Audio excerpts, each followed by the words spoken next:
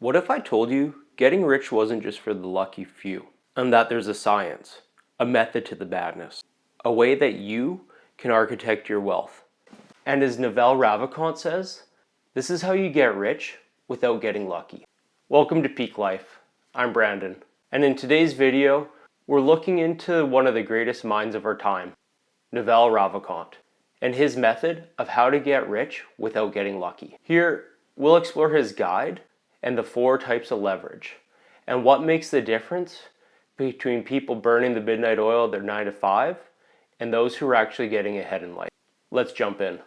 Naval Ravikant is a modern day philosopher, a tech entrepreneur, and an angel investor who has a profound knowledge of how to get wealthy. In a series of tweet storms, and later archived in a book about him called The Almanac of Naval Ravikant, there's a section about leverage in the 4 types.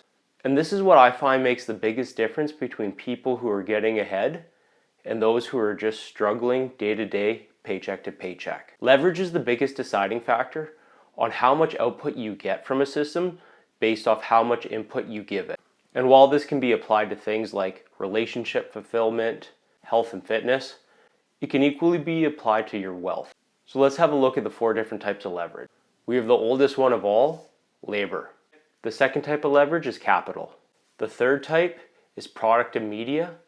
And the 4th type is code and automation. So the first type of leverage is labor. This is the most ancient form. And this takes the form of someone doing work for you. So if you're a boss, this means that you can hire a team of people and then manage that team. By leveraging other people's time and skill, and by paying them a lower wage than the value that you're receiving, you now have leverage and you're able to get more output versus what you input. And this can apply to the business sense of hiring a team, but it can also apply to your everyday life where you can outsource and look at hiring labor in the forms of someone cooking for you, someone doing yard work, someone cleaning. And this is a lower value of time. You can be spending that time on something that chances are you enjoy more and produces more value, both financially and with fulfillment in your life. And a tip with this is a lot of us already have some form of labor leverage. Maybe we have a small team working for us, but what we can do to increase this is by better understanding what key performance indicators they need to report on, and then have a good hard look at the facts of why your team isn't performing as well as they could. The second form of leverage is capital. And as the saying goes, it takes money to make money. But it's a little more nuanced than that.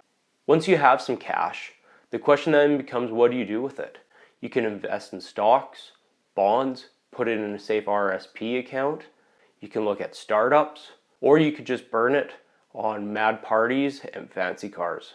The key to this is trying to make your money work for you and looking at what the best ROI is for your investment. And chances are that's staying within your small circle of understanding and not starting to invest in things that you have no idea how it works or the nuances of it. The third type of leverage is your product and media, which could also just be called content. In today's digital age, producing a piece of content can have massive leverage. You can sink in 8 hours into producing a video, but that same video could be viewed by millions and millions of people. So with this, you can start a blog, a YouTube channel, or even write a book.